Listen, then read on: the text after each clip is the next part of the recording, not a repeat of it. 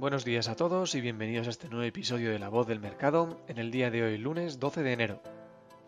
La semana pasada estuvo marcada por la publicación de datos macro como las cifras de empleo en Estados Unidos o la inflación en la eurozona y por novedades que llegaban desde el frente geopolítico.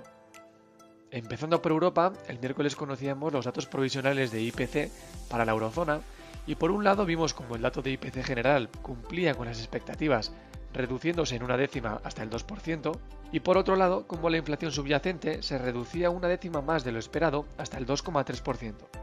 Estos datos, por supuesto, continúan dentro de los niveles en los que el Banco Central Europeo se siente cómodo, y pese a que hayamos visto unos datos de actividad económica PMI definitivos que se han revisado ligeramente a la baja, estos continúan en terreno de expansión y no se esperan cambios en las políticas monetarias del Banco Central Europeo. Respecto a Estados Unidos, la semana pasada los datos de empleo fueron quienes captaron la atención en el frente macro. Y es que tuvimos publicaciones de creación de nóminas no agrícolas, que estuvieron por debajo de lo esperado, datos de ofertas de empleo, JOLTS, que también estuvieron por debajo de lo esperado, y la publicación de la tasa de desempleo, que fue mejor de lo esperada, situándose en el 4,4% frente al 4,5% que descontaba el mercado.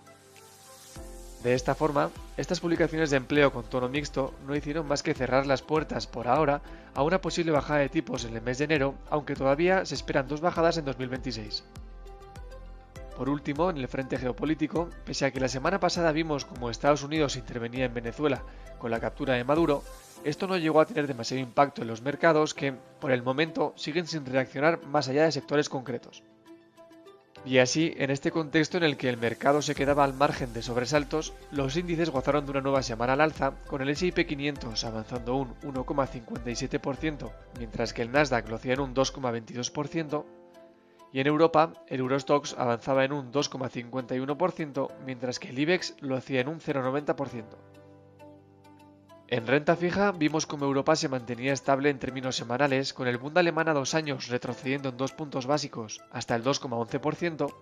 y el 10 años repitiendo en el 2,87%. Y en Estados Unidos, en cambio, en el contexto mencionado, las tires repuntaban en mayor medida en los plazos más cortos, con el bono americano a 2 años subiendo en 7 puntos básicos hasta el 3,52% y el 10 años haciéndolo en 2 puntos básicos hasta el 4,18%.